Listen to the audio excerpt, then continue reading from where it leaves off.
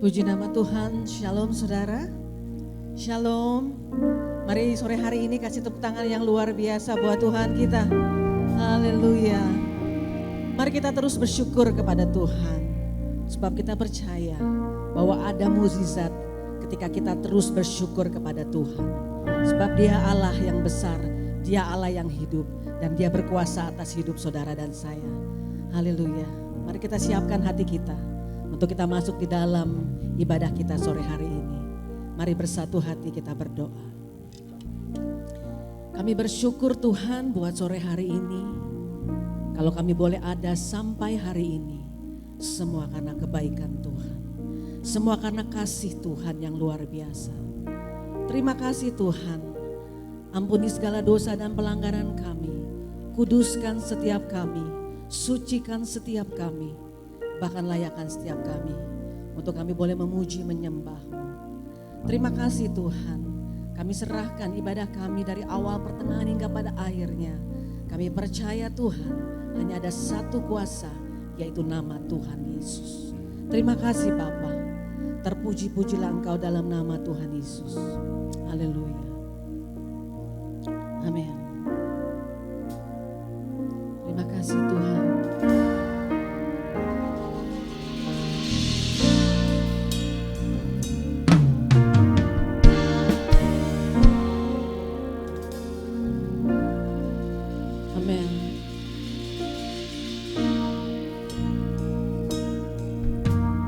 Tangan Tuhan tak kurang panjang untuk selalu menolong hidupku.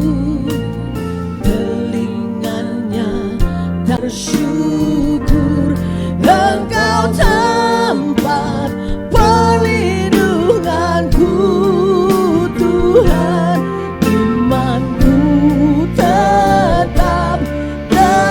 Dalam-Mu ku menang, katakan ku menang, ku menang.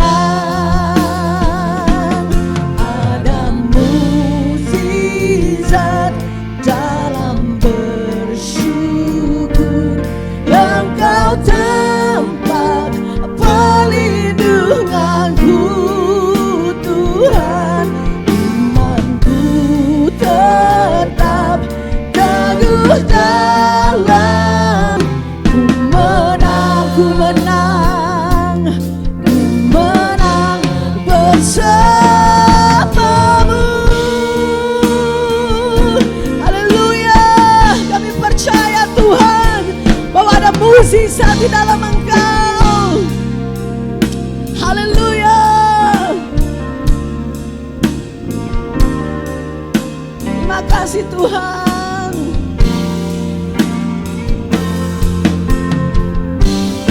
Sama-sama katakan haleluya, haleluya,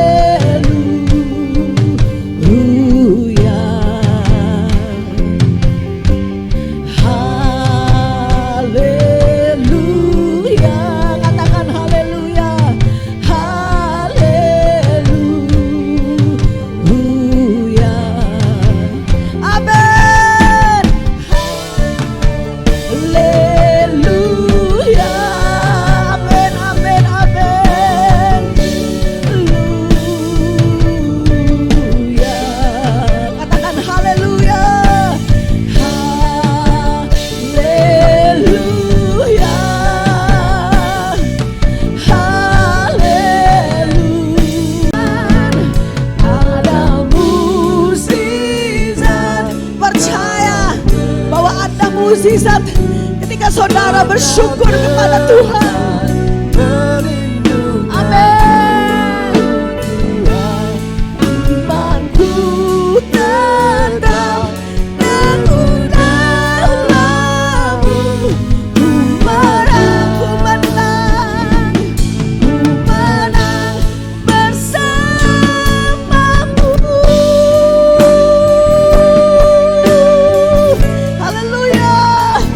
Mari bersama meninggikan Tuhan. Mari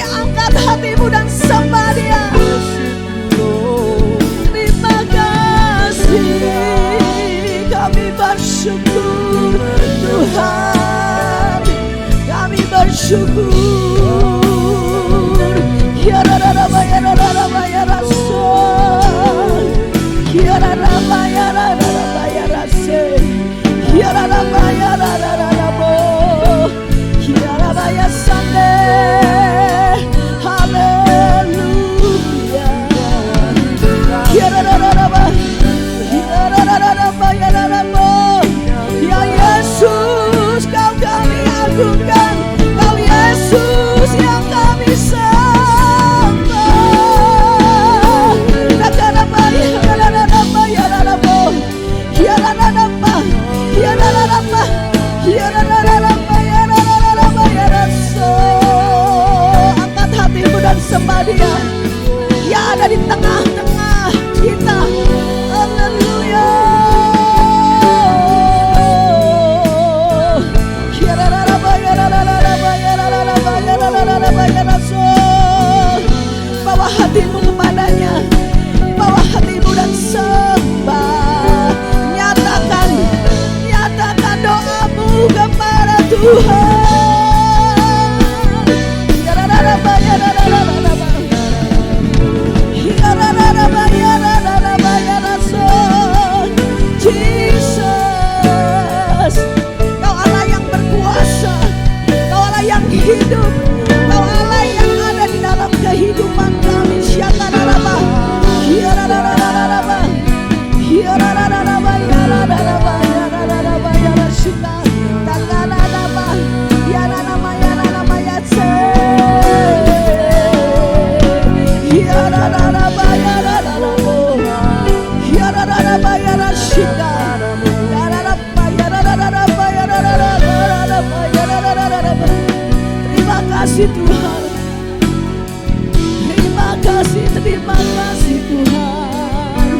Ya raba ya raba ya raba. Syakaraba ya raba ya rasul. Kami undang saudara boleh bangkit berdiri. Ya raba ya raba ya raba ya raba. Syakaraba ya raba. Terima kasih Tuhan.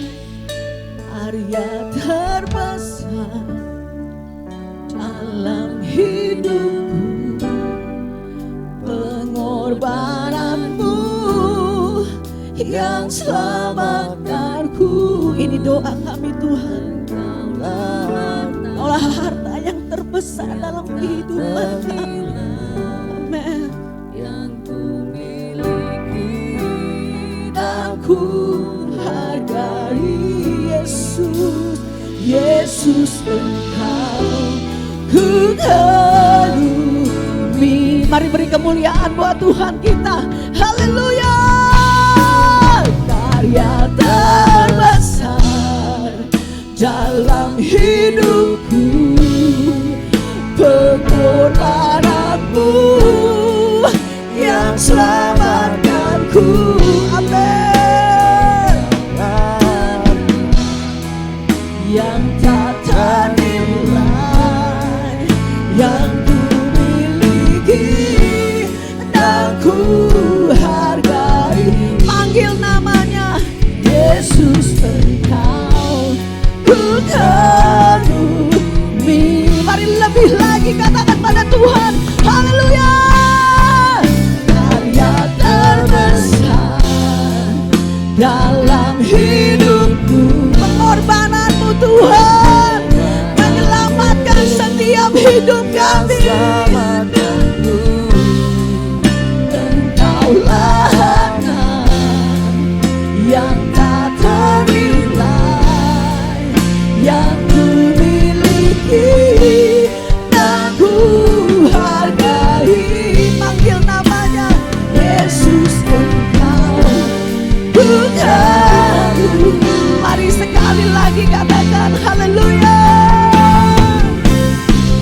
Karya terbesar dalam hidupku, pengorbananmu yang selamatkanku.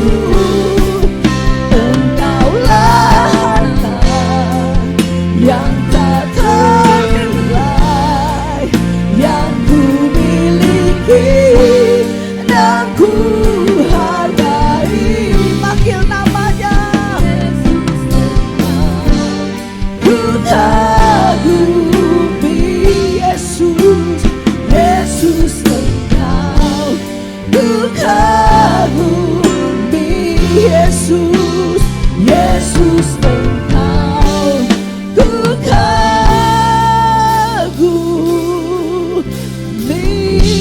Beri sorak-sorai yang dahsyat buat Allah, buat Raja di atas segala raja. Haleluya. Terima kasih Tuhan, Engkaulah karya terbesar di dalam setiap kehidupan kami. Terpuji-pujilah Engkau dalam nama Tuhan Yesus. Sama-sama kita katakan amin. Kasih tepuk tangan yang luar biasa buat Tuhan kita. Saudara percaya, Dialah karya terbesar bagi setiap kehidupan kita. Dia mati, Dia bangkit, dan Dia menyelamatkan hidup kita. Yang setuju kasih tepuk tangan sekali lagi buat Tuhan kita. Haleluya.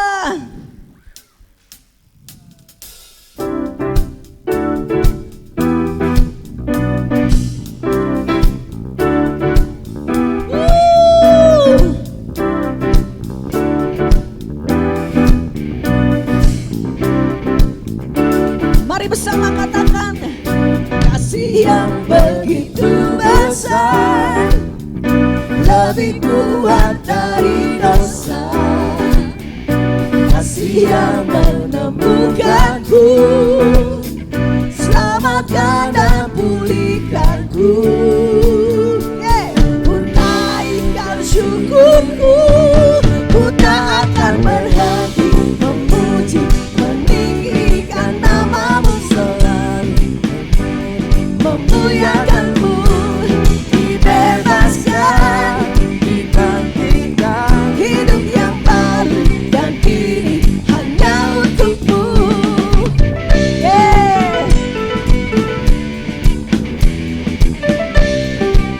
Haleluya. Kasih Tuhan yang begitu besar bagi saudara dan saya. Mari bersama katakan, kasih yang begitu besar, lebih kuat dari dosa. Amin. Kasih yang menemukanku, selamatkan dan pulihkanku. Bersama katakan, ku naikkan syukurku, ku tak akan berhenti memuji, meninggikan namamu selalu, memuliakanmu, dibebaskan, dibangkitkan, hidup yang baru dan kini hanya untukmu.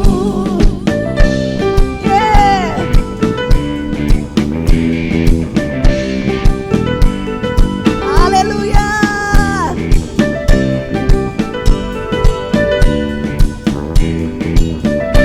Mari bersama katakan, ku naikkan syukur, ku naikkan syukurku, ku naikkan syukurku, ku tak akan berhenti memuji, meninggikan namamu selalu, memuliakanmu, dibebaskan, dibangkitkan, hidup yang baru dan kini hanya untukmu. Takkan berhenti meninggikan namamu, dibebaskan, dibangkitkan, hidup yang baru dan kini hanya untukmu. Hidup yang baru dan kini hanya untukmu. Kita percaya bahwa ada kasih yang lebih besar, yaitu kasih Tuhan bagi setiap kehidupan kita. Yang setuju, yang percaya, kasih tepuk tangan yang luar biasa buat Raja kita. Haleluya.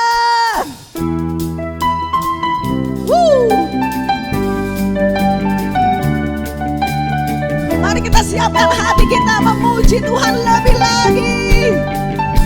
Haleluya.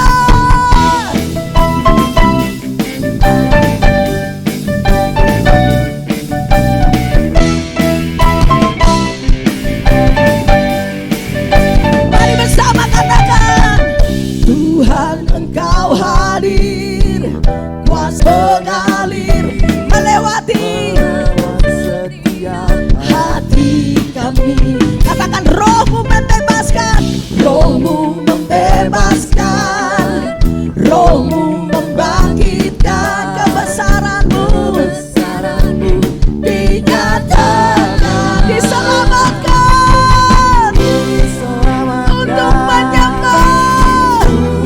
Haleluya. Datanglah kerajaanmu di dunia, di hadapan tatamu seluruh jiwa menyatu. Amin. Senada dengan surga. Amin. Haleluya. Semesta bersuka bersama dengan surga.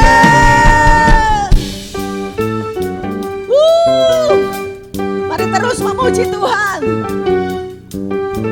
Mari berikan yang terbaik buat Tuhan kita. Mari bertepuk tangan bersama-sama.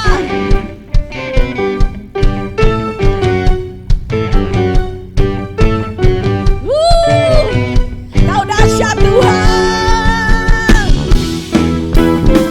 Yeah. Haleluya.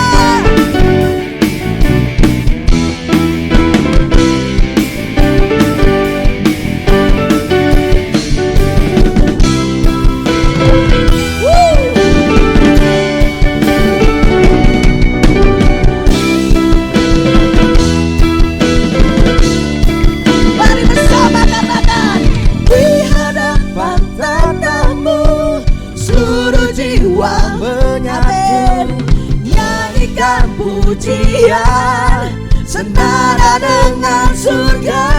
Haleluya.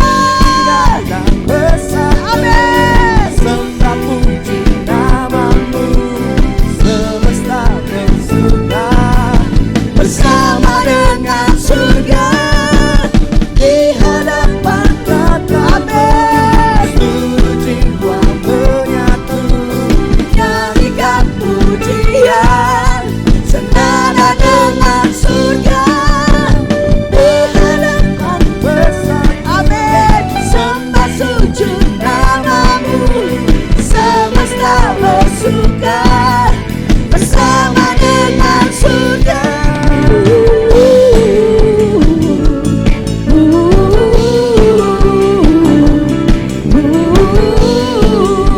Katakan senada, senada dengan surga.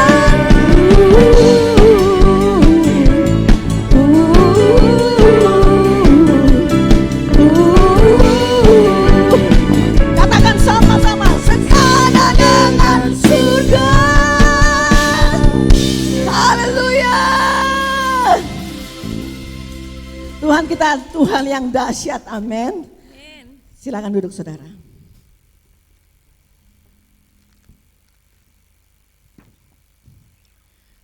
Haleluya. Mari tetap dalam hadirat Tuhan. Terima kasih Bapa. Hanya kepadamu kami berseru. Hanya kepadamu Tuhan kami meminta. Terima kasih Bapa. Terpujilah Engkau Bapa, Allah kami yang hidup. Terima kasih Bapa. Kau Tuhan, penolong dalam hidupku. Ku percaya hanya kepadamu. Kau pegang tanganku dan tuntun langkahku. Yesus, Kau perlindunganku. Amin. Kau Tuhan, kekuatan dalam hidupku. Katakan penolongku. Dalam kesesakan, Kau gunung batuku dan pertahananku. Yesus,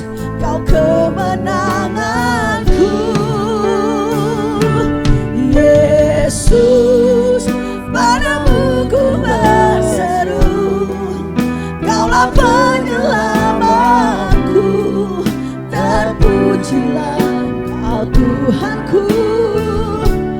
Mulutku memuji nama-Mu sepanjang umur hidupku.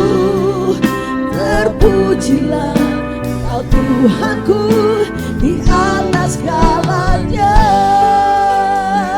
Terima kasih Tuhan. Mari bersama katakan, Kau Tuhan penolong dalam hidupku. Ku percaya hanya kepadamu. Kau pegang tanganku dan tuntun langkahku. Yesus, Kau perlindunganku. Kau Tuhan, Kau Tuhan, kekuatan dalam hidupku. Katakan, penolongku dalam kesesakan. Kau gunung batuku dan pertahananku.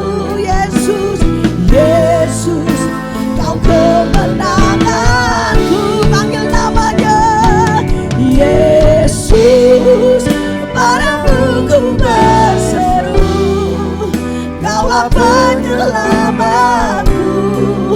Terpujilah Kau Tuhanku. Mulutku memuji nama-Mu sepanjang umur hidupku. Amin. Di atas segalanya. Mari lebih lagi katakan, haleluya. Yesus, padamu ku berseru. Kaulah penyelamatku. Terpujilah Kau Tuhanku. Mulutku memuji nama-Mu sepanjang umur hidupku. Terpujilah Kau Tuhanku di atas segalanya.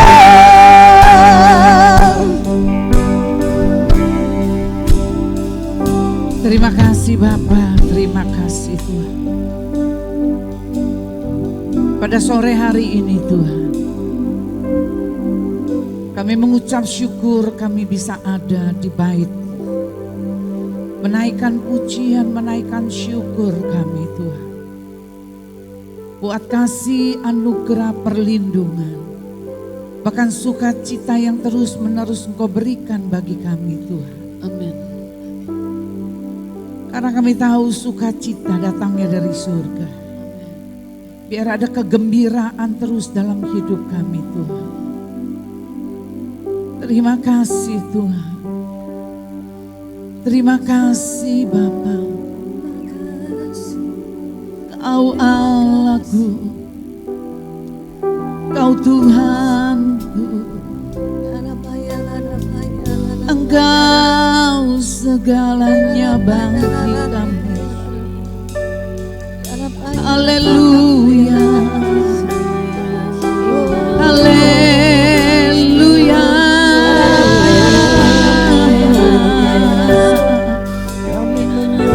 Ajar kami mengucap syukur. Ajar kami Tuhan mengerti kehendak-Mu. Ya Allah,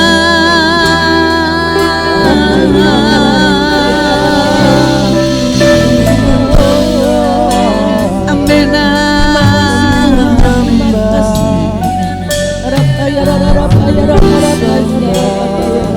Terima kasih Bapa, terima kasih. Urapi telinga pendengaran kami Tuhan, sehingga apa yang disampaikan Tuhan pada malam hari ini, dia tidak akan kembali dengan sia-sia, tapi firman itu bekerja dalam hidup kami. Apa yang menjadi bagian kami biar kami kerjakan, dan apa yang menjadi bagian-Mu Engkau kerjakan Tuhan. Yang atasnya nama-Mu dipermuliakan. Hanya dalam nama Yesus kami berdoa dan kami mengucap syukur, sama-sama katakan amin. Silakan duduk. Shalom.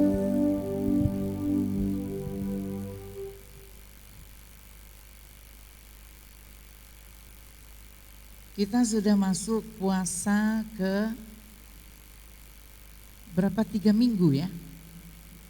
3 minggu, berarti tinggal 1 minggu lagi. Berarti tanggal 3 kita selesai berpuasa. Amin, 1 bulan. Masih ada yang terus berpuasa, bisa lambaikan tangan. Yang masih terus berpuasa. Cuma 1 orang. Masih ada lagi yang berpuasa, 2 orang. Ya, saya dorong saudara ambil bagian di dalam puasa raya. Saya percaya ini adalah momentum saudara untuk kita melihat kuasa Tuhan bekerja dalam hidup kita. Kita akan belajar hari ini. Ini banyak hal yang tidak jarang dibicarakan, bahkan pengkhotbah jarang mau berbicara tentang hal ini. Tetapi hari ini saya akan sampaikan khotbah saya hari ini berbicara tentang hidup yang saleh, ya. Itu jarang sekali, bahkan orang Kristen pun jarang dengar di gereja ada orang yang saleh, ya. Padahal firman Tuhan katakan ini hidup yang saleh ini adalah tuntutan yang mutlak yang saudara dan saya harus lakukan. Ini tuntutan yang mutlak. Kita bisa baca di dalam 2 Petrus 3 ayat yang ke-10 sampai dengan ayat yang ke-11. Tetapi hari Tuhan akan tiba seperti pencuri. Pada hari itu langit akan lenyap dengan gemuruh yang dahsyat dan unsur-unsur dunia akan hangus dalam nyala api, dan bumi dan segala yang ada di atasnya akan hilang. Kemudian ayat yang ke-11 dia katakan, jadi jika segala sesuatu ini akan hancur secara demikian, betapa sucinya dan salehnya kamu harus hidup. Jadi ini tuntutan Tuhan untuk kita bisa hidup saleh saudara. Kita bisa lihat kalau tidak ada di kalangan gereja, tapi kita bisa melihat bagaimana orang-orang yang ada di luar sana. Mereka mengejar bagaimana mereka harus menjadi lebih saleh lagi, mereka lebih serius lagi. Tetapi di kalangan kita kebanyakan kita jarang mendengar hal ini. Sebetulnya apa yang disebut kata saleh saudara? Kata saleh itu adalah menekankan kepada hidup beragama seseorang. Itu yang dikatakan kata saleh, menekankan kepada kehidupan beragama seseorang. Kemudian kita bisa melihat di sini di dalam 2 Petrus 3 ayat yang ke-11 dikatakan betapa sucinya dan salehnya kamu. Kata saleh di sini dipakai dengan kata holiness. Ya, dipakai dengan kata holiness itu berbicara tentang kesucian. Jadi tuntutan yang Tuhan mau untuk saudara dan saya menjadi orang Kristen yang saleh, yang hidup di dalam kekudusan, kemudian direfleksikan di dalam kehidupan kita sehari-hari.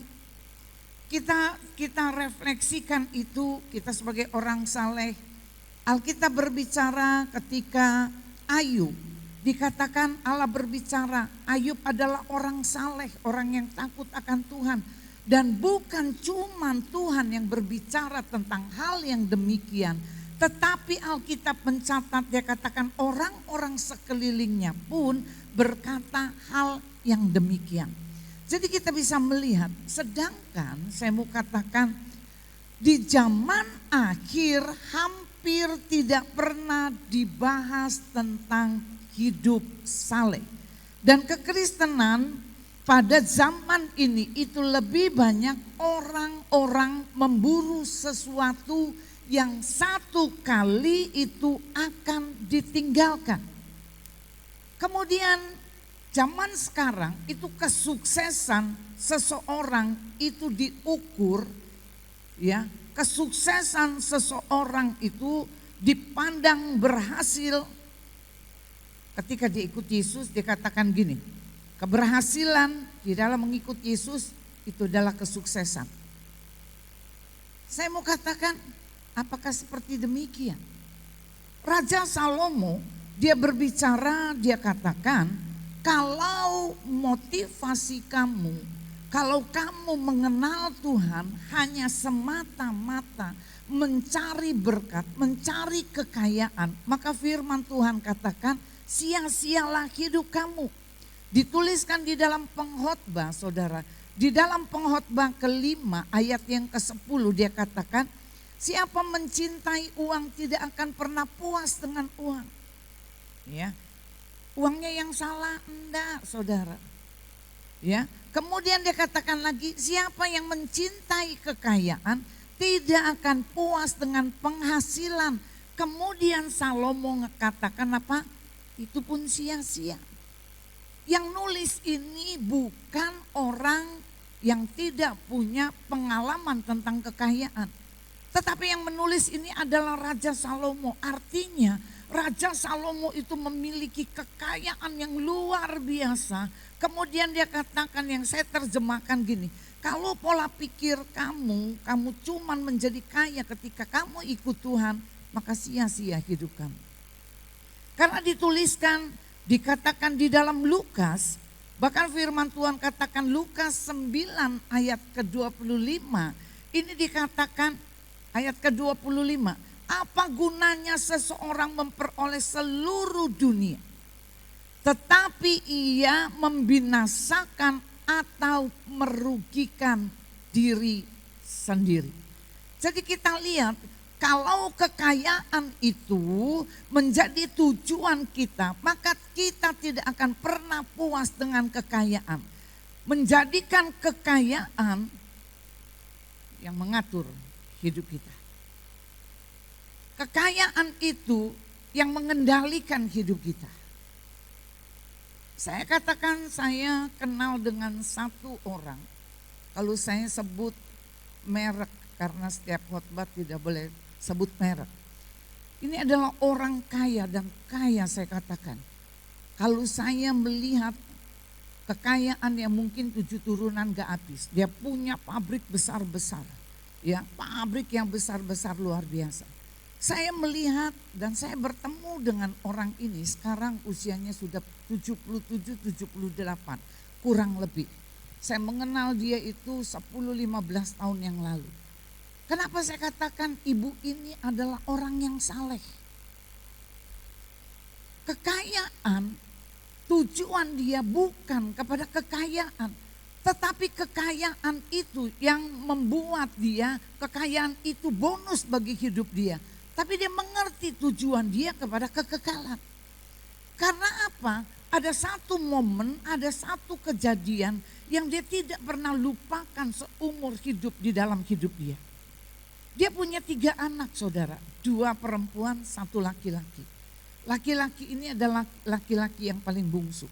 Ini laki-laki, anak laki-laki ini anak yang paling pintar, kemudian digadang-gadang dia akan menggantikan orang tuanya yang akan meneruskan usahanya. Ini pintar. Kuliah selesai cum laude. Kemudian selesai dia cum laude, saudara. Kemudian dia bilang sama orang tuanya dia mau belajar bawa pesawat terbang. Dia kuliah lagi, dia ambil itu. Dia selesai dengan nilai yang baik. Kemudian selesai dia dapat nilai yang baik, kemudian dia mulai praktek. Dia ngomong sama papanya, saya mau praktek nih untuk bisa bawa pesawat terbang. Kemudian karena mereka orang kaya, dikirim pesawat untuk dia bisa latihan dengan pesawat itu.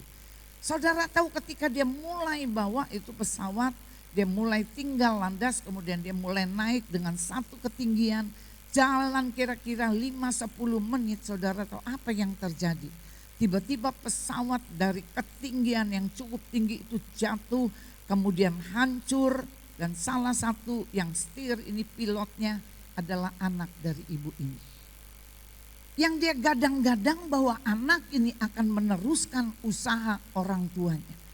Tetapi apa yang terjadi? Anak ini meninggal. Dan di saat anak ini meninggal itu membuat satu pukulan yang hebat buat ibu ini. Kemudian Tuhan mengajarkan sesuatu kepada ibu ini untuk mengerti bahwa kekekalan itu jauh lebih utama daripada kekayaan. Kekayaan yang Tuhan berikan dia tahu itu sebagai bonus. Untuk apa? Untuk dia bisa mengasihi hamba-hamba Tuhan. Dia bisa mencintai orang-orang yang ada di sekelilingnya. Dia bisa mencintai karyawan-karyawannya. Karena dia tahu tujuan utama beliau itu bukan kepada kekayaan. Tujuan utama beliau adalah kekekalan. Kekayaan itu dia anggap bonus di dalam hidupnya. Luar biasa, saudara. Sama yang dikatakan oleh Salomo. Salomo dia katakan, kalau dia katakan tujuan hidup kamu cuma kekayaan, maka dia katakan sia-sia. Kalau kamu mencintai uang, dia katakan kita nggak akan pernah puas sama uang. Kemudian dia katakan siapa yang mencintai kekayaan tidak pernah, dia katakan apa? Tidak akan puas dengan penghasilan. Kemudian belakangnya ditulis dia katakan sia-sia. Dia mengerti, saudara. Dan dia sangat-sangat menghormati hamba-hamba Tuhan. Kalau saya sampai pelayanan di satu kota di mana beliau berada. Saudara tahu dia harus duduk, dia harus dengar kebenaran firman. Kemudian selesai dia katakan, Bu Senduk bisa berdoa untuk saya. Saya katakan dia orang hebat, dia orang kaya, dan siapa saya yang Tuhan pakai untuk mengurapi beliau. Dan saya melihat bagaimana beliau begitu mencintai Tuhan. Dan saya melihat dia adalah salah satu orang saleh yang saya kenal. Kemudian saya memberi satu contoh lagi. Saya bertemu dengan satu orang yang cukup kaya. Saya katakan itu kira-kira 15 tahun yang lalu. Saudara tahu kalau 15 tahun yang lalu dia buka toko 1-2 jam itu dia bisa dapat 5-6 juta. Saya katakan bagaimana dia satu hari dia bekerja. Saya tidak tahu dia dapat berapa puluh juta. Kemudian bukan cuma itu.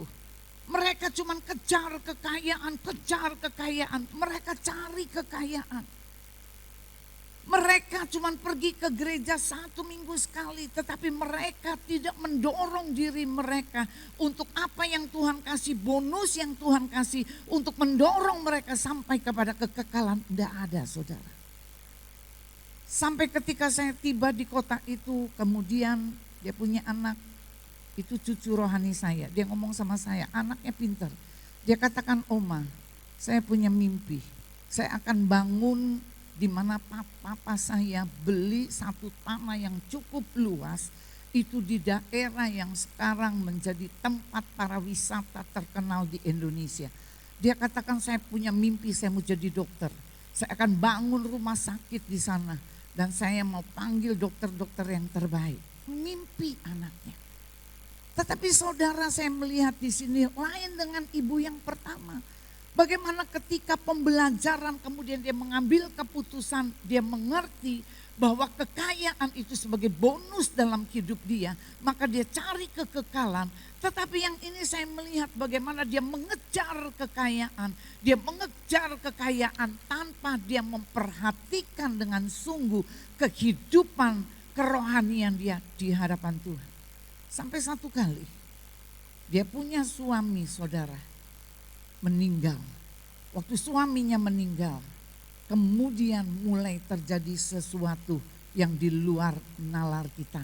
Anak-anaknya mulai tercecer, anak-anaknya mulai tidak terurus, saudara. Maka saya katakan kepada saudara apa yang dikatakan firman Tuhan, apa yang dikatakan oleh Salomo, kejar sesuatu yang ilahi, yaitu kekekalan. Saya mau katakan penyebab mengapa hidup saleh itu tidak dipandang penting hari ini. Ya, ini satu pertanyaan.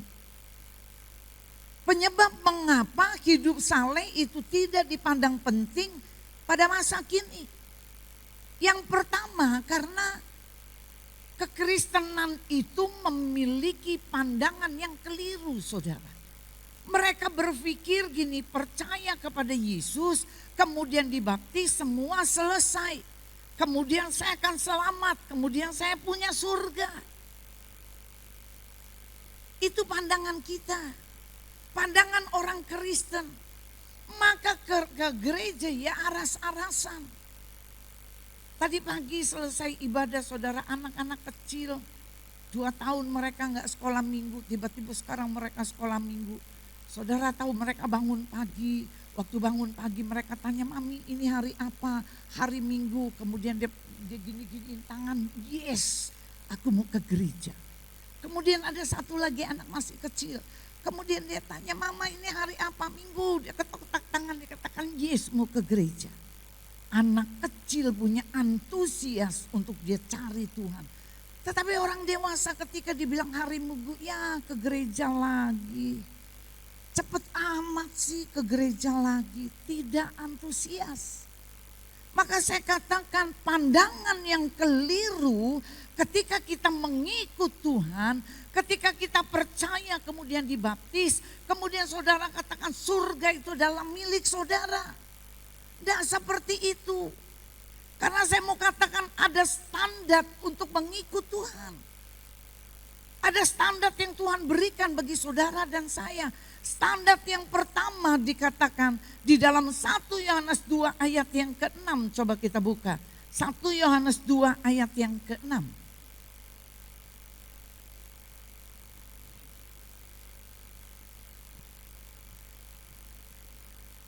1 Yohanes 2 ayat yang ke-6 dikatakan, barang siapa mengatakan bahwa ia ada di dalam dia, ia apa? Sama-sama kita baca. Ayo saudara keluarkan suaramu. 2, 3. Barang siapa mengatakan,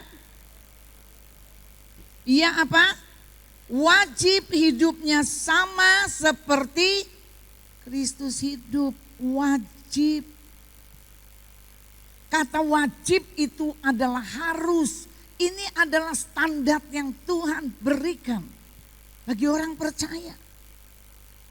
Tapi banyak orang Kristen, orang percaya yang sudah dibaptis, yang sudah pelayanan saudara. Masih dengan bangga dia bisa rokok luar biasa kemana-mana merokok saudara. Saya mau katakan kepada saudara. Saudara lihat kalau di rumah sakit ditulis dilarang apa? Merokok.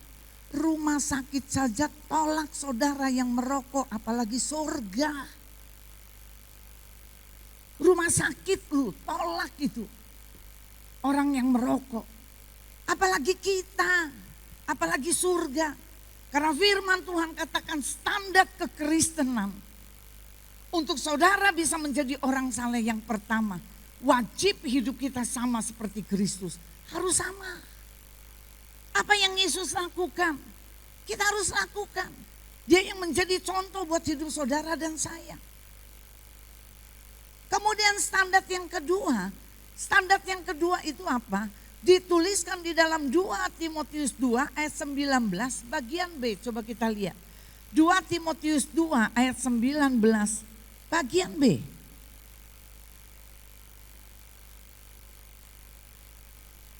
Bagian B ya.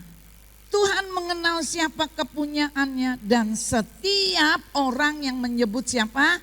Nama Tuhan hendaklah apa? Meninggalkan apa? Kejahatan. Kita buka di dalam Markus, apa itu kejahatan? Coba kita lihat. Markus 7.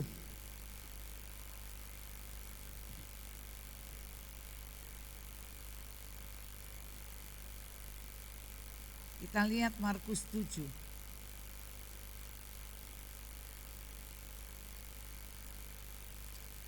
Sudah dapat?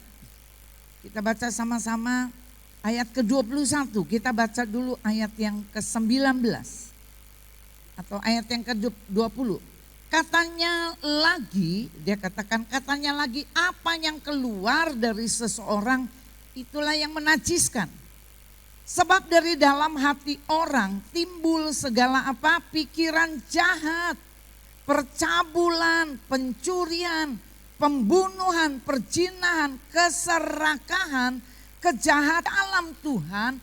Maka dia katakan standarnya apa? Kita harus meninggalkan semua kejahatan.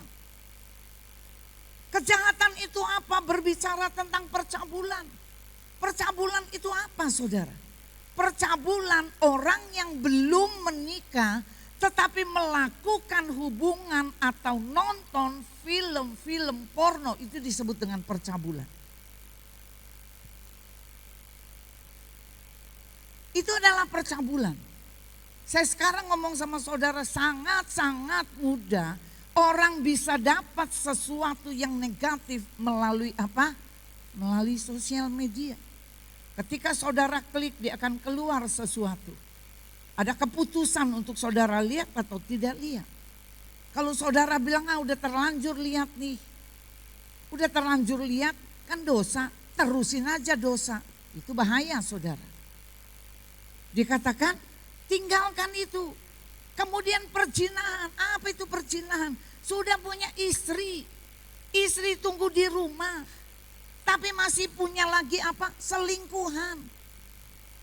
Masih punya lagi perempuan yang lain yang menunggu di rumah yang lain. Itu disebut dengan perzinahan. Maka Alkitab katakan kalau kamu menyebut namaku, dia katakan, maka kamu harus meninggalkan kejahatan, tinggalkan semua dosa ini. Tinggalkan. Iri hati dia katakan. Kemudian apa? Keserakahan. Coba saudara buka Kolose 3, apa itu keserakahan? Kolose 3 ayat yang ke-5. Kolose 3 ayat yang ke-5. Kita baca sama-sama, kita baca. Ya, 2, 3. Karena itu apa? Matikan dalam dirimu segala sesuatu yang apa? Duniawi. Kemudian yaitu apa? Percabulan, kenajisan, hawa nafsu, nafsu jahat dan juga apa? Keserakahan yang sama dengan apa? Penyembahan berhala. Apa itu keserakahan? Keserakahan itu tidak pernah puas dengan apa yang dia miliki. Kalau dia bisa sikut kanan, dia sikut kiri, dia ambil berkat orang. Yang penting halal tidak halal, yang penting dia dapat cuan. Ini disebut dengan keserakahan. Keserakahan itu disejajarkan dengan penyembahan berhala. Artinya apa? Di dalam Keluaran itu berbicara penyembahan berhala kena kutuk sampai 3-4 generasi.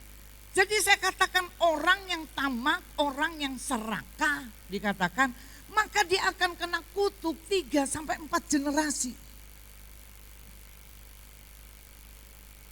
Maka saya katakan kita belajar jadi orang saleh. Bagian orang yang bukan bagian kita, kita jangan ambil yang bukan bagian kita. Anak saya ketika dia kerja di satu perusahaan di Surabaya, saya cuma ngomong sama dia, ini apa yang bukan menjadi bagianmu, kamu jangan ambil. Tapi apa yang menjadi bagianmu, hak kamu, kamu ambil. Tapi seringkali kita tidak seperti itu. Ketika anak saya sekolah, saudara, saya mengajarkan kepada anak-anak, saya katakan gini, saya lebih bangga ketika kamu punya nilai 5 tapi hasil kerja kamu. Daripada kamu punya nilai 10 tapi kamu hasil dari orang lain. Saya lebih menghargai kamu nilai 5 tapi kamu berusaha. Amin. Tapi seringkali kita sebagai orang tua, wah kita senang kalau anak dapat 10, ya urusan dia mau nyontek, mau apa itu enggak urusan kita. tapi kita sebagai orang tua, kita mengajarkan prinsip-prinsip kebenaran firman Tuhan. Amin. Yang pertama, kenapa kesalehan itu tidak dipandang penting? Karena apa?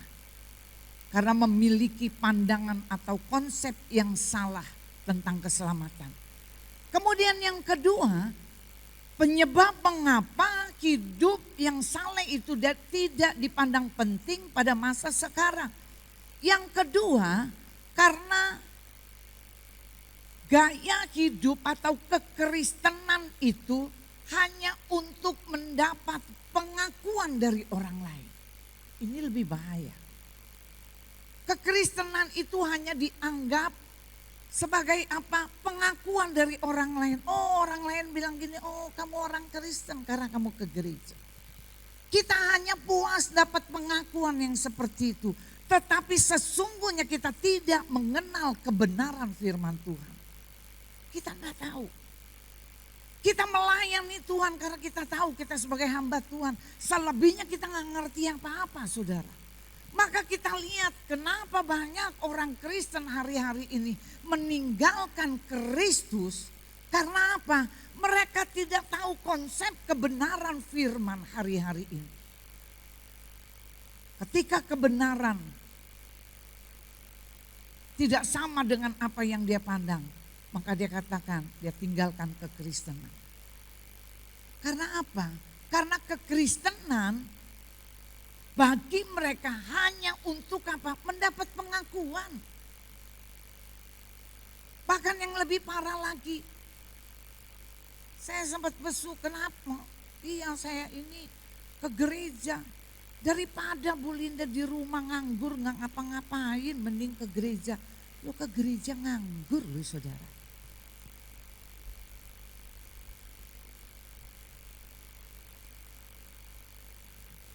Bahkan ada lagi yang lebih konyol saudara.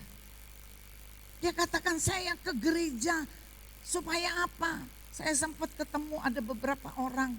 Dia mulai sebut nama temennya, lu kenapa gak ke gereja? Lu mesti ke gereja, lu nanti kalau lu mati lu gak ada yang ngurus lu. Lu mati supaya ada yang ngurus saudara. Maka saya katakan kalau kekristenan ini muara pada hal-hal yang seperti itu, maka Salomo katakan sia-sia kekristenanmu. Yang mengerti katakan amin.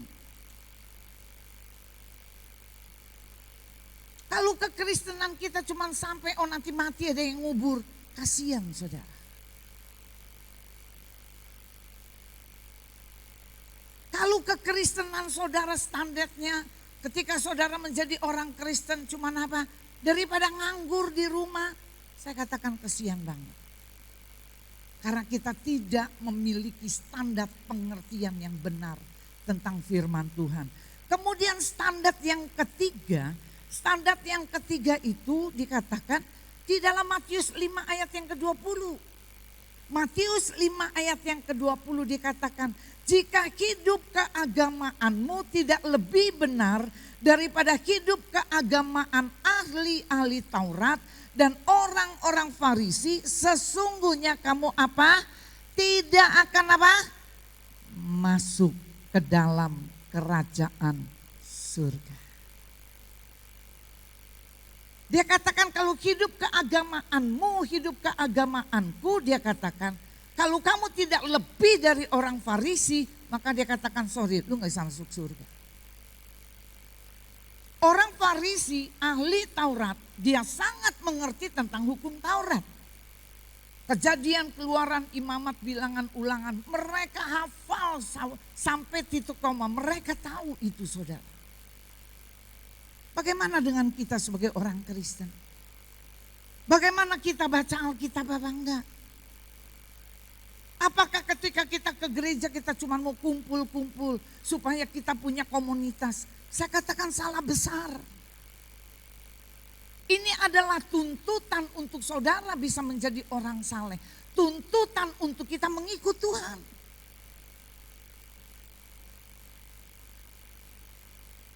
Baca Alkitab. bangun tidur baca Alkitab. Gereja memfasilitasikan untuk baca Alkitab selama 1 tahun. Itu cuma 3 pasal. Pertama mulai saudara, ini ada Ibu Mesko, dia ketuanya. Pertama mulai itu banyak Mesko. Setelah berjalan merotoli, tinggal 75. Terus berjalan tinggal 50%. Nggak ada yang bisa terus.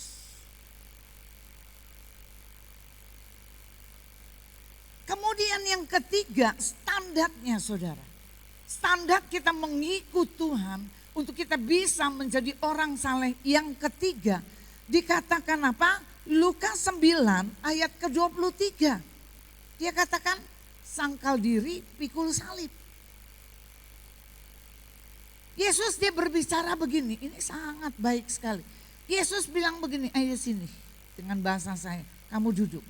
Kalau kamu ingin membangun rumah, dia katakan, kalau kamu ingin membangun satu gedung, maka dia katakan kamu duduk, kamu harus hitung itu semua sampai itu bisa selesai kamu membangun. Kemudian saya mau katakan gini, kalau saudara mau ikut Tuhan, maka saudara duduk perhitungkan dengan benar waktu saudara mau jadi murid Tuhan, kemudian kita mulai hitung. Karena firman Tuhan dikatakan di dalam Lukas 9 ayat 23, kalau kamu mau mengikut aku, sangkal diri kemudian pikul salib. Hitung dulu mau ikut Tuhan. Banyak orang promosi bilang begini, oh kalau ikut Tuhan itu luar biasa. Waktu kita ikut Tuhan enggak ada masalah, Alkitab tidak pernah mencatat ketika saudara ikut Yesus tidak ada masalah. Tetapi Alkitab mencatat ketika saudara punya masalah, maka dia sebagai Tuhan dia tidak pernah meninggalkan saudara yang mengerti. Tepuk tangan untuk Tuhan. Kita jangan berpikir, oh kalau ke gereja bayar 10% maka kamu akan dikasih 100%. Kalau kamu dikasih 100% maka kembalinya berapa? Tidak ada. Ketika saudara mengembalikan persepuluhan saudara, itu berbicara tentang kesadaran saudara, ketaatan saudara kepada Tuhan, bukan yang lain. Maka Yesus dia bilang hitung dulu. Supaya apa? Supaya ketika di dalam perjalanan saudara bertemu orang yang menyakiti saudara. Karena saudara udah hitung nih, saudara akan terus berjalan. Kemudian waktu saudara berjalan, kemudian ada orang-orang yang membuat saudara terluka. Saudara mengerti tujuan saya bukan ini, tujuan saya kekekalan. Maka saya terus berjalan karena apa? Sebelum saya ikut Tuhan saya sudah perhitungkan. Dan saya sampai tujuan akhir yaitu panggilan ilahi. Hitung dulu. Supaya apa? Supaya jangan di tengah jalan ketika saudara wah luar biasa, semangat luar biasa. Tapi ketika saudara kecewa kemudian saudara tinggalkan Tuhan.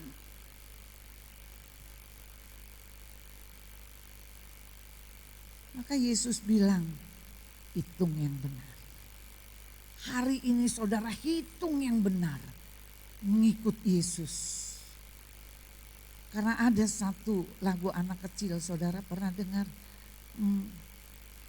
Jalan yang sempit itu gimana ya? Apa? Ada 2 jalan gimana ya?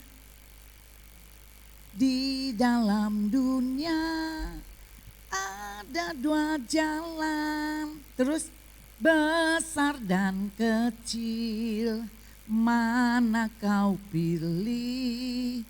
Yang lebar api, terus wamu mati, terus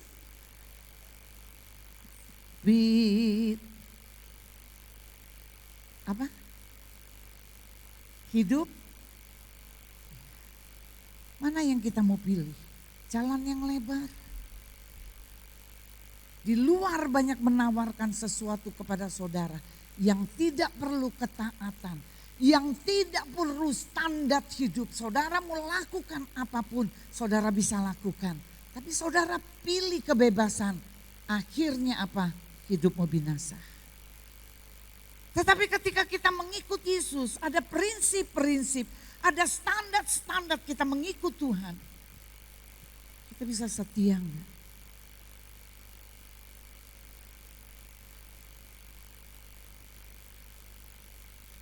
Akibat kita tidak mengenakan standar yang Tuhan berikan untuk sebagai kita menjadi orang yang saleh. Saya katakan yang pertama akibatnya. Coba kita buka di dalam 2 Korintus 5 ayat 9 sampai dengan ayat yang ke-10. 2 Korintus 5 ayat 9 sampai 10. Kita baca sama-sama. Sama-sama ya yang keras. 2, 3. Sebab itu juga kami berusaha baik kami diam di dalam tubuh ini maupun kami diam di luarnya supaya kami berkenan kepadanya 10. Sebab kita semua harus menghadap apa? Tata pengadilan Kristus. Supaya setiap orang memperoleh apa yang patut diterimanya sesuai dengan pengadilannya Tuhan. Saya mau katakan kepada saudara, nggak pernah satu pun kita bisa bohong saudara. Dibuka semua seperti layar. Ini lu kamu. Itu hal yang sangat mengerikan. Kemudian dikatakan di dalam Roma 14 ayat yang ke-10. Roma 14 ayat yang ke-10. Di sini dia katakan, coba kita baca sama-sama. 2, 3. Ayo. Roma 14 ayat ke-10. Baca sama-sama. Roma 14 yang ke-10. Tetapi mengapa engkau menghakimi saudaramu atau mengapakah engkau menghina saudaramu? Sebab kita semua harus apa? Menghadap apa? Tahta pengadilan apa? Allah. Ngeri. Karena banyak kali ketika kalau saya datang pagi saya berdoa. Banyak kali Tuhan ingatkan ada hal-hal yang saya lakukan atau saya perbuat. Saya kadang-kala saya katakan Tuhan ampuni. Ampuni. Ampuni Tuhan. Kemudian akibat kita tidak mengenakan standarnya Tuhan dalam hidup kita. Yang ketiga, Matius 7 ayat 21 dia katakan apa? Bukan setiap orang yang berseru-seru kepadaku Tuhan, Tuhan. Yang apa? Yang masuk ke dalam kerajaan surga. Tetapi yang melakukan kehendak Allah. Kemudian ayat selanjutnya katakan, bukankah aku sudah bernubuat? Bukankah aku sudah menyembuhkan? Artinya aku sudah melakukan hal-hal yang sudah ditulis oleh firman Tuhan. Tapi Alkitab mencatat dia katakan keluar. Sebab aku gak kenal kamu. Maka saya katakan firman Tuhan dia berbicara. Jangan sampai saudara kita melayani. Kita menjadi pengkhotbah. Kemudian bukan cuma pengkhotbah, kita melayani menjadi singer, WL dan lain sebagainya. Tapi pada satu titik ketika kita tidak mau mengikuti standarnya Tuhan. Kita tidak mau berubah mengikuti standarnya Tuhan. Nanti satu kali ketika kita bertemu Tuhan, Tuhan katakan sorry. Enyah kamu dari hadapanku. Saya katakan ini berbicara tentang kekekalan. Bukan hidup 70-80 tahun tapi hidup kekal untuk selama-lamanya. Yang terakhir saudara, dikatakan kenapa akibatnya ketika kita tidak mengenakan standar kesalehan kita. Yang ketiga, Wahyu 21 ayat yang ke-8. Wahyu 21 ayat yang ke-8.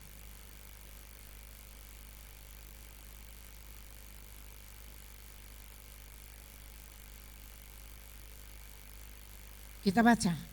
Tetapi orang-orang penakut, orang-orang yang tidak percaya, orang-orang keji, orang-orang pembunuh, orang-orang sundal, tukang-tukang sihir, penyembah-penyembah berhala, dan semua pendusta, mereka akan mendapat bagian mereka di dalam lautan apa?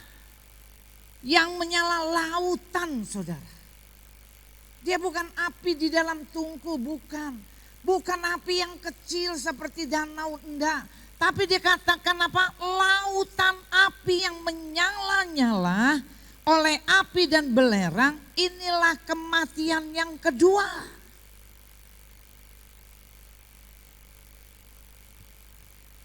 Ini kematian kedua. Maka saya katakan ayo kita belajar untuk kita bisa menjadi orang-orang yang saleh. Orang-orang yang saleh yaitu melakukan kehidupan dengan ketaatan, dengan sungguh-sungguh, dengan kesucian, bicara tentang holiness. Biar kita berbicara, berjalan terus, berjalan, masuk di dalam satu kesucian demi kesucian, berubah dari hal-hal yang buruk dari hidup kita, kita mengalami perubahan demi perubahan. Kita bangkit berdiri.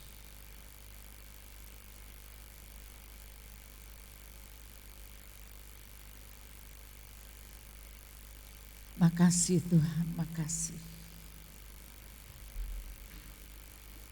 Saya mau katakan dan saya mau tekankan sekali lagi. Bagaimana hidup kekristenan saudara? Apakah hidup kekristenan saudara tujuannya hanya untuk mengejar kekayaan? Kalau itu tujuan hidupmu, maka Salomo katakan sia-sia hidupmu.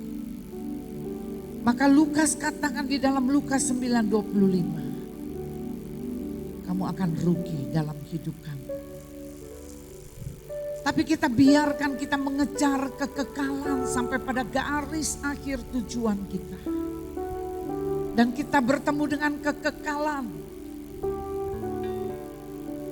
Kekayaan itu menjadi bonus dalam hidup saudara dan saya. Karena firman Tuhan dia berbicara, dia katakan, berkat ada di atas kepala orang benar. Hidup benar, hidup berjalan dengan kebenaran. Maka Alkitab mencatat, dia katakan berkat itu akan mengejar hidup saudara. Sebagai bonus, kekayaan yang mendorong saudara sampai pada kekekalan. Terima kasih Tuhan. Malam hari ini satu pertanyaan yang besar. Apa yang saudara pikir? Apa saudara kejar sesuatu yang fana? Apa saudara kejar sesuatu yang ilahi? Ini keputusan ada di tangan saudara. Sebab kasih setiamu lebih dari hidup. Kebaikanmu berlimpah atasku, jiwaku melekat kepadamu Tuhan, betapa ku merindukanmu.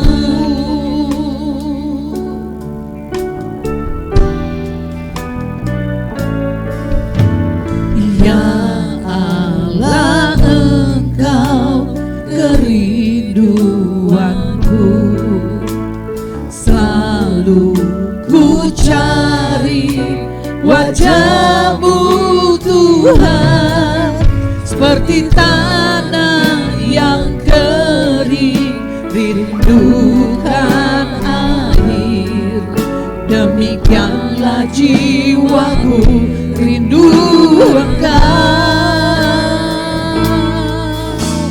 Ku memandang-Mu di tempat kudus, dan ku melihat kemuliaan-Mu.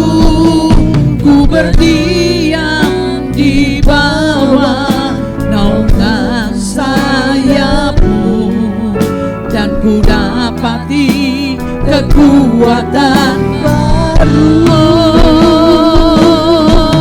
Sebab kasih setiamu lebih dari hidup, kebaikanmu berlimpah atasku. Amin. Jiwaku melekat kepadamu Tuhan, betapa ku merindukanmu. Materaikan kebenaran firman. Buat kami tahu Tuhan, ada standar yang kau berikan Tuhan bagi kami, menjadi orang-orang yang saleh di dalam Engkau Tuhan. Biar kami sanggup Tuhan mengikuti standar yang kau berikan bagi kami. Kalau kami masih belum mampu, tuntun kami Tuhan. Kalau hari ini kami jatuh Tuhan, angkat tangan kami Tuhan. Ketika kalau hari ini kami tergelincir Tuhan, bangunkan kami kembali Tuhan. Kalau kami undur dari Engkau Tuhan, dorong kami kembalikan Tuhan kepada jalan yang benar Tuhan. Terima kasih Bapa. Terima kasih Tuhan buat nasihat-Mu pada malam hari ini.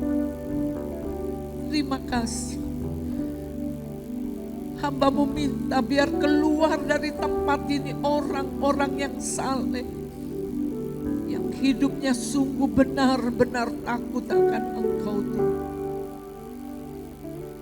Terima kasih.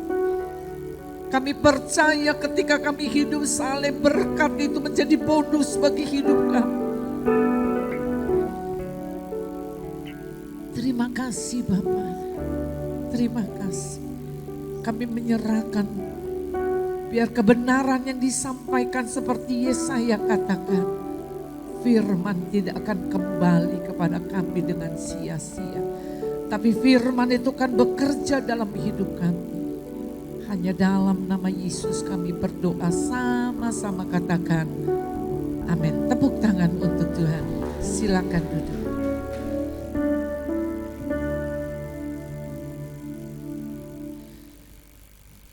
Terima kasih untuk firman yang sudah kita dengar pada sore hari ini. Kami mengundang petugas kolekte untuk maju ke depan. Mari sekali lagi Bapak Ibu Saudara bersatu hati kita berdoa. Terima kasih Bapak buat firman yang sudah kami dengar pada sore hari ini. Kami percaya Bapak, firman yang kami dengar tidak akan pernah berlalu dengan sia-sia. Tapi firman ini bertumbuh, tertanam dan berbuah. Dan buah itu tetap dalam hidup kami. Terima kasih Bapak, sebentar kami akan memberi, kami percaya. Engkau memberkati setiap tangan-tangan yang memberi. Kami percaya semua yang kami berikan hanya untuk kemuliaan nama Tuhan. Terpujilah Engkau, haleluya, amin. Selamat memberi, Tuhan Yesus memberkati.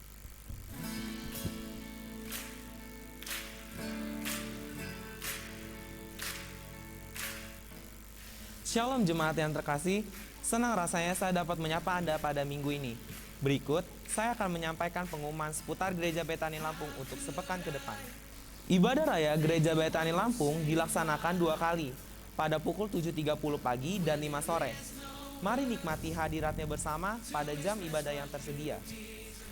Doa pagi akan diadakan pada pukul 5.30 pagi setiap hari. Bagi saudara yang ingin mengikuti doa pagi, dapat menghubungi Ibu Pendeta. Link Zoom akan dibagikan melalui grup WhatsApp gereja. Penyerahan anak akan diadakan pada minggu kedua, dan baptisan selam akan diadakan pada minggu ketiga. Untuk info lebih lanjut, dapat menghubungi Saudari Lia. Bagi saudara yang sudah melakukan baptisan selam, diwajibkan untuk mengikuti SOM. Untuk info pendaftaran dan jadwal SOM, dapat menghubungi Saudari Lia. Doa puasa raya dimulai pada tanggal 3 April sampai dengan 3 Mei 2022. Ibadah dilakukan setiap hari Senin sampai hari Sabtu pada pukul 6 sore di Gereja Betani Lampung. Kami mengucapkan selamat datang dan selamat beribadah di Gereja Betani Lampung bagi saudara yang baru pertama kali hadir pada ibadah ini. Biarlah kita terus tergabung dalam jam ibadah yang tersedia. Demikian pengumuman untuk minggu ini, Mazmur 37 ayat 5-6. Serahkanlah hidupmu kepada Tuhan dan percayalah kepadanya, dan Ia akan bertindak. Ia akan memunculkan kebenaranmu seperti terang dan hakmu seperti siang. Kiranya Tuhan selalu menjaga dan menyertai kita. Happy Sunday and God bless you.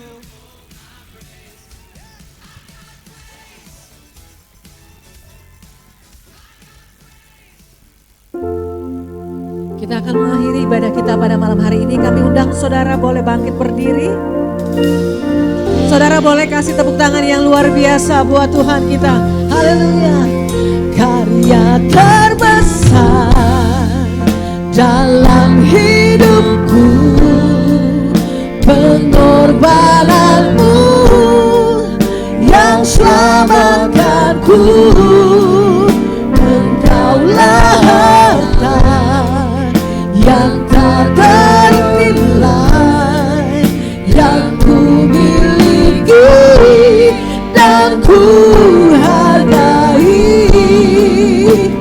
Yesus, Engkau ku kagumi. Mari lebih lagi katakan,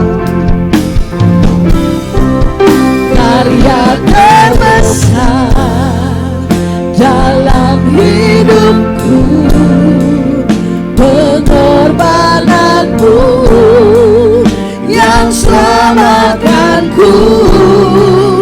Engkaulah harta yang tak ternilai yang ku miliki dan ku hargai. Yesus, Engkau ku kagumi. Diberkatilah keluarga, anak, menantu, cucumu. Diberkatilah pekerjaanmu. Diberkati keluar masuk. Diberkati apa yang kau pegang dan apa yang kau injak. Biar ini menjadi bagianmu. Jika engkau baik-baik mendengarkan perkataan firman Allah dan melakukan dengan setia, maka semua berkat ini menjadi bagianmu. Kita angkat kedua belah tangan kita. Pulanglah dengan membawa berkat yang berasal dari Allah Bapa, damai sejahtera di dalam Yesus Kristus, bahkan persekutuan di dalam Allah Roh Kudus mulai hari ini sampai Yesus datang kedua kali. Yang terima berkat sama-sama katakan amin. Tuhan memberkati. Selamat hari Minggu.